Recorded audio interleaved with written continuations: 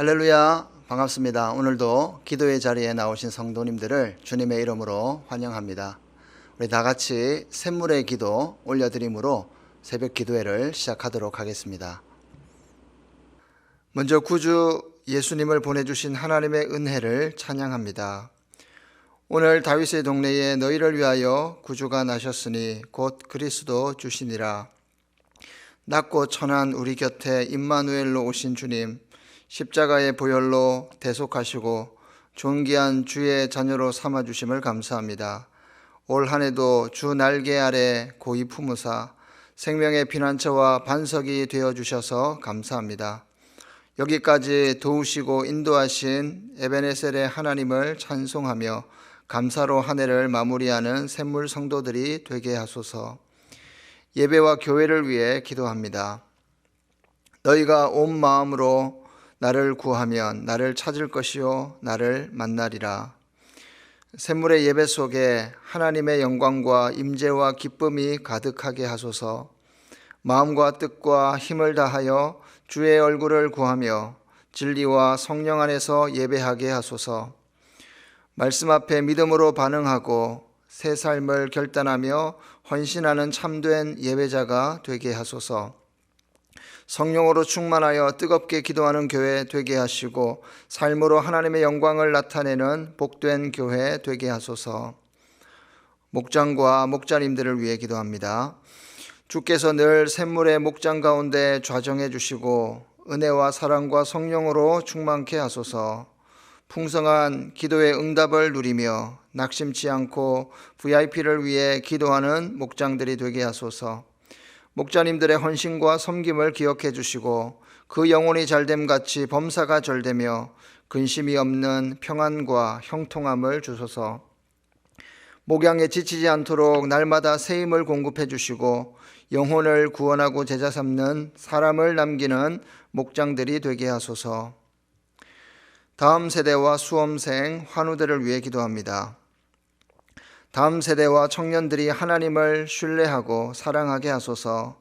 세상의 유혹 속에서도 흔들리지 않도록 말씀으로 굳세게 하시고 은혜로 보호하시며 날마다 예수의 이름으로 승리하게 하소서. 각 가정에서 드려지는 샘물 플래싱 위에 하나님의 임재와 사랑과 복을 주시고 가정 천국을 누리게 하소서. 수험생들에게 영육의 강건함과 믿음과 평안을 주시고 주님 손 꼭 붙들고 이겨나가게 하소서. 여호와 라파의 하나님, 주의 긍휼을 구하는 환우들을 이 시간 어루만져 주시고 예수 그 능력의 이름으로 고쳐주소서. 하나님의 사랑과 평안을 더해 주시고 급속한 치유와 회복을 주소서. 나라와 선교사님들을 위해 기도합니다. 위정자들이 하나님을 두려워함으로 바른 정책을 펼치게 하소서. 이 나라를 보호해 주시고 공평과 정의가 흘러 넘치는 나라, 하나님의 영광을 비추는 거룩한 나라가 되게 하소서. 코로나19의 급격한 재확산을 막아주시고 백신이 원활하게 잘 공급되게 하소서.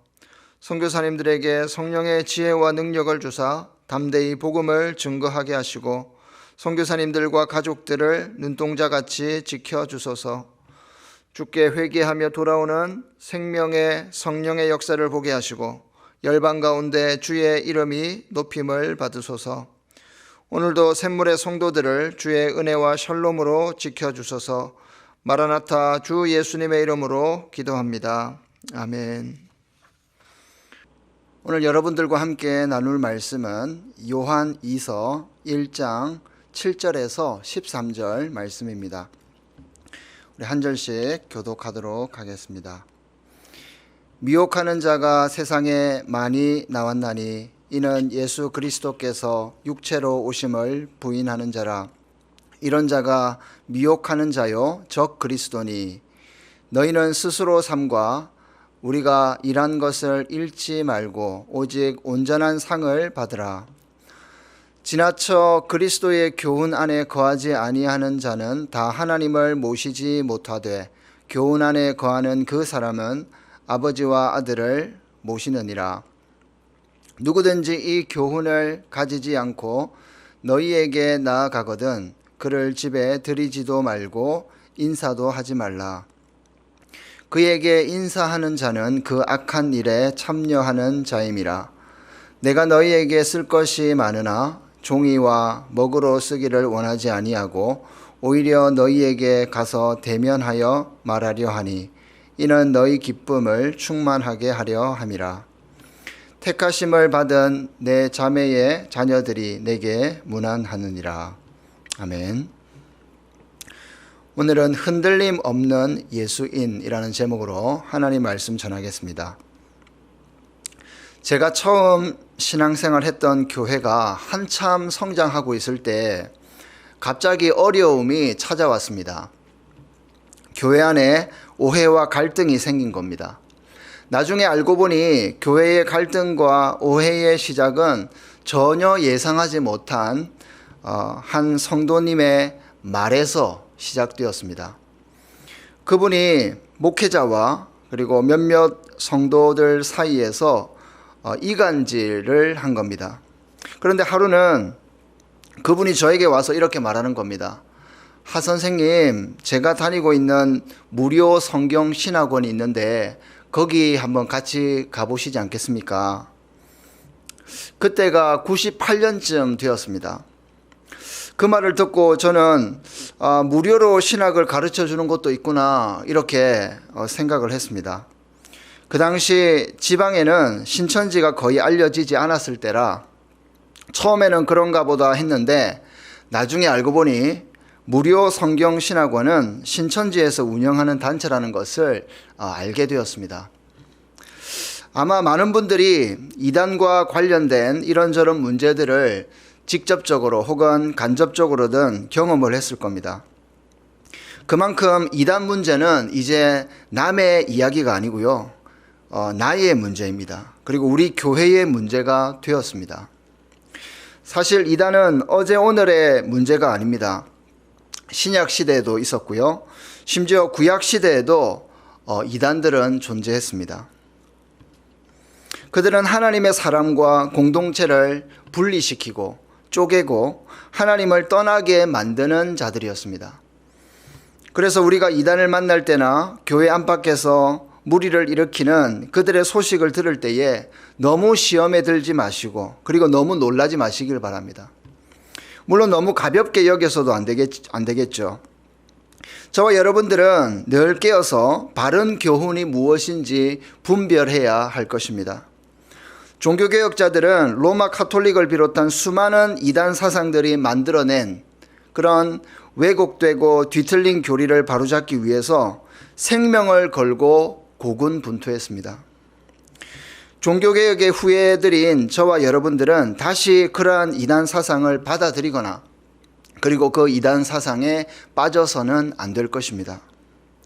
그러므로 사랑하는 성도 여러분, 흔들림 없는 예수인이 되시기를 우리 주님의 이름으로 축원드립니다.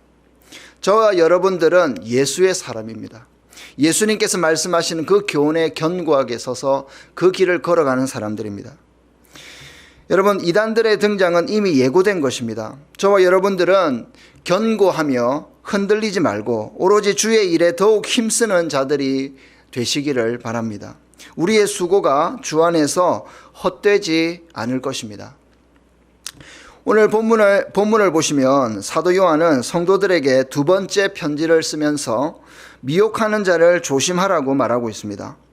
7절을 보시면 미혹하는 자가 많이 세상에 나왔나니 이는 예수 그리스도께서 육체로 임하심을 부인하는 자라. 이것이 미혹하는 자요 적 그리스도니.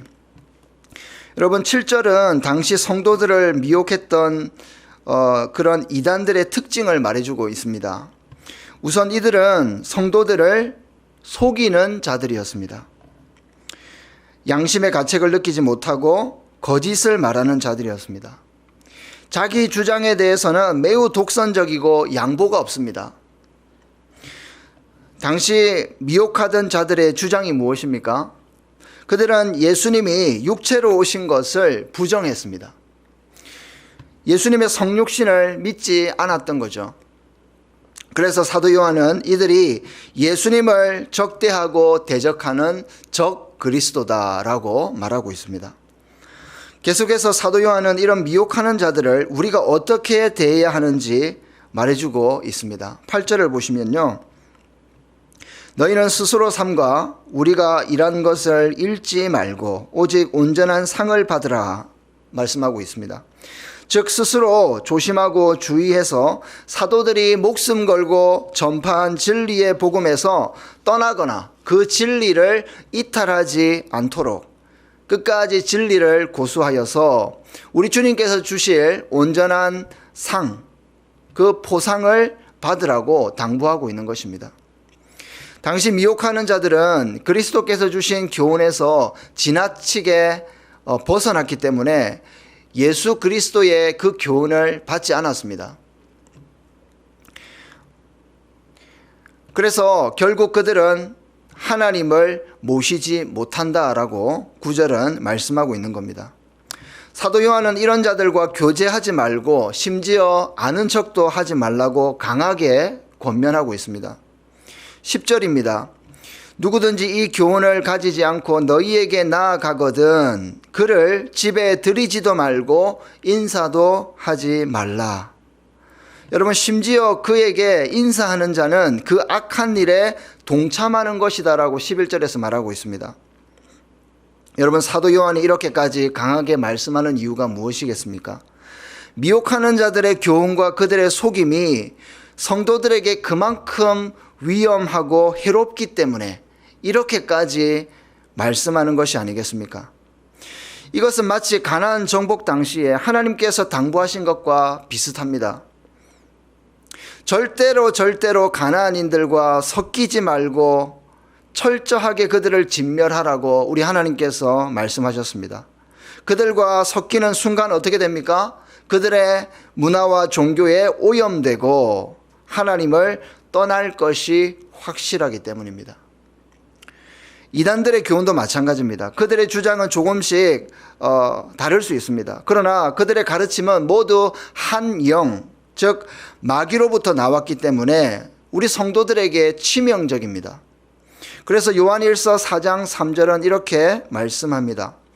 예수를 시인하지 아니하는 영마다 하나님께 속한 것이 아니니 이것이 곧 적 그리스도의 영이니라. 오리라 한 말을 너희가 들었거니와 지금 벌써 세상에 있느니라 말씀하고 있습니다. 그들의 가르침은 겉으로 보기에는 좋아 보일지 몰라도 그 교훈을 받는 순간 어떻게 됩니까? 헤어나오지 못한다는 겁니다. 그래서 오늘 말씀은 그들과 교제도 하지 말고 심지어 아는 체도 하지 말라고 당부하고 있습니다. 오늘 우리에게 주시는 말씀이 무엇입니까? 흔들림 없는 예수의 사람, 흔들림 없는 예수인이 되자는 겁니다. 사랑하는 성도 여러분, 일고의 흔들림 없이 바른 예수님의 교훈을 따라가시기를 바랍니다. 이제 오늘 주님께서 주신 이 말씀을 우리의 삶에 한번 적용해보고 그리고 실천할 내용이 무엇인지 한번 생각해보고자 합니다. 오늘 본문에 나오는 미혹하는 자들은 당시 영지주의라는 이단에 빠진 자들입니다. 이들은 예수님이 어머니 마리아를 부인하시는 마태복음 12장 48절을 인용합니다. 누가 내 어머니며 내 동생들이냐? 예수님께서 말씀하신 이 말씀을 가지고 예수님이 어머니를 갖고 있지 않았다고 이렇게 주장을 한 겁니다. 그들은 예수님이 실제적인 인간의 몸을 입지 않고 다만 육신과 같이 보이는 그런 환영을 입었다고 주장을 한 겁니다. 그래서 그들은 예수님의 인성을 부인하고 예수님은 단지 사람처럼 보여진 것에 불과하다는 가연설을 주장했던 것입니다. 오늘날 무리를 일으키는 이단도 주로 이 기독론을 왜곡시키는 경향이 많습니다. 예를 들어서 예수님의 인성이나 신성을 부인한다든지 아니면 예수님의 부활이나 재림을 믿지 않는다든지 아니면 심지어 자기가 재림 예수라고 주장하기도 합니다. 기독론을 왜곡시키는 것입니다. 그러다 보니까 자연스럽게 교주를 신격화하게 되고 신비주의와 은사주의 쪽으로 지나치게 치우치는 그런 경향이 있습니다. 영지주의자들이 교회와 세상을 분리하는 이 이분법 사상을 강조하면서 오히려 쾌락주의에 빠졌습니다. 물질주의에 빠졌습니다. 이와 같이 오늘날의 이단들도 이와 비슷한 성향을 가지고 있습니다. 요즘 우리 성도들이 가장 조심해야 할 교리와 사상이 있다면 신사도 운동이 아닐까 생각을 하게 됩니다. 대충 보면 잘 분간이 안 되지만 자세히 보면 전통 교리에서 많이 벗어나 있습니다. 위험한 점들을 많이 발견하게 됩니다. 보통 신사도 운동을 하는 사람들은 사도와 선지자가 오늘날 이 시대에도 존재한다라고 주장합니다. 그래서 그들은 성경 외에, 성경 66권 외에 직통 계시를 믿습니다. 그들은 기적과 표적이 있는 집회를 강조하고요. 또 다른 사람들에게도 소개합니다. 안수를 통하여 성령과 은사 그리고 능력을 전이시킬 수 있다고 믿습니다. 일명 임파테이션이라고 하는데 전이를 할 수 있다 그렇게 믿습니다. 또한 종교, 경제, 문화, 정치, 교육 등 이 모든 분야를 신사도 운동의 교회가 지배하고 통치해서 지상에서 하나님의 나라를 이루면 그때 예수님이 재림한다 이렇게 믿는 자들이 많습니다. 그 중요한 수단과 방법이 바로 부의 이동입니다. 돈의 이동이라는 거죠. 다시 돈이, 세상의 재정이 교회로 들어와야 된다 이렇게 믿습니다. 그래서 재정 세미나를 굉장히 강조하기도 합니다. 뿐만 아니라 그들은 성경을 알레고리적으로 해석합니다. 이 무슨 말이냐면 비유로 해석하지 말아야 될 내용들도 비유로 해석하는 경향이 많다라는 겁니다. 또한 예루살렘에 성전이 건설되면 조만간 종말이 올 것이라고 주장하기도 합니다. 근데 이런 것들을 가만히 보면 이단 교리와 사상들의 중심에는 공통점이 있다는 것을 발견하게 됩니다. 그것이 무엇이냐면 신비주의나 은사주의라는 거죠. 그리고 돈과 권력과 인기를 강조한다는 겁니다. 성적 타락과 극단적인 종말론을 강조하고 전통교회에 대한 책임성 없는 비판을 한다는 그런 공통점이 있는 것을 보게 됩니다. 사랑하는 성도 여러분, 이러한 가르침이나 교리를 조심하시기를 바랍니다. 이러한 거짓 교리가 득세하면 할수록 더욱 마음을 강하게 먹고 시험에 빠지지 말고 강하고 담대하시기를 바랍니다. 오늘 우리에게 주시는 말씀처럼 흔들림이 없는 예수의 사람이 되시기를 바랍니다. 설교를 마무리하면서 두 가지 실천사항을 제안드리고 싶습니다. 먼저 성경을 바르게 읽고 배울 수 있기를 바랍니다. 우리가 이단의 거짓 교리가 무엇인지 밝히고 비판하는 것도 필요하지만 먼저 우리가 부지런히 신구약 성경을 읽고 배우는 일이 먼저입니다. 무엇이 옳은가를 먼저 알아야 우리가 이단에 빠지지 않는다는 거죠. 그런 측면에서 우리 담임 목사님께서 쓰신 삶은 사도신경, 이런 사도신경에 관한 책들을 여러분들이 읽으시면 좋겠고, 웨스트민스터 소요리 문답이나 하이델베르크 교리 문답을 읽는 것도 좋은 방법이 될 줄로 믿습니다. 그리고 두 번째는 우리 안에 그리스도의 진실한 사랑이 충만하도록 힘쓰고 애써야 할 때라는 겁니다. 우리가 거짓 교훈을 매우 조심해야 하지만 그렇다고 극단적으로 치우쳐서 이단에 빠진 사람들을 마치 마귀를 대하듯 그렇게 대우해서는 안 된다는 거죠. 사랑의 하나님께서 멸망받아야 할 가난한 사람들에게도 구원의 문을 열어놓으셨지 않습니까? 그래서 라합이나 기브온 사람들이 마음을 열고 하나님께로 돌아올 때는 이스라엘 공동체로 받아들였습니다. 그들에게 구원을 베풀었습니다. 우리도 이단에 빠진 자들이 돌아올 수 있도록 기도해야 합니다. 그리고 만약 그들이 진심으로 회개하고 돌아온다면 어떻게 해야 되겠습니까? 따뜻하게 품어 주어야 할 것입니다. 사실 오늘 본문은 서로 사랑하자라는 이 맥락에서 나온 말씀이기도 합니다. 그래서 우리가 서로 사랑하면 하나님이 우리 안에 계시고 그분의 사랑이 우리 안에 완성되기 때문에 우리가 사랑으로 충만할 때에 이러한 이단의 문제를 극복할 수 있다는 겁니다. 그리고 이 이단 문제뿐만 아니라 어떤 어려움도 해결할 수 있는 힘이 이 사랑 안에 있다는 것을 사도 요한은 가르치고 있는 것입니다. 사랑하는 샘물 성도 여러분, 오늘 하루 주변에서 들려오는 어떠한 미혹의 소리에도 흔들리지 마시고 오직 그리스도의 사람, 예수인으로, 예수의 사람으로 그렇게 오늘 하루를 살아가면 좋겠습니다.